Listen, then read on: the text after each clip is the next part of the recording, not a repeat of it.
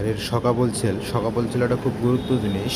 যাদের গাড়ির শকা বলছেল কাটে যাবে অবশ্যই শকা বলছেল সাত চেঞ্জ করে নেবেন, না হলে সমস্যা হয়ে যাবে।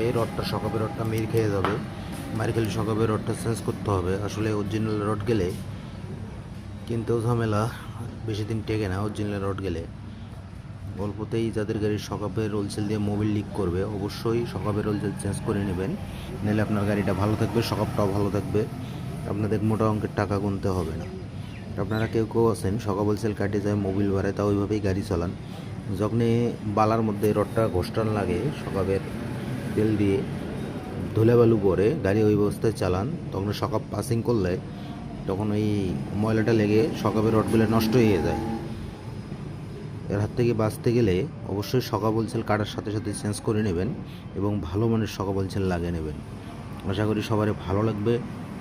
যারা গাড়ি চালান ভাইয়েরা, অনেক অনেক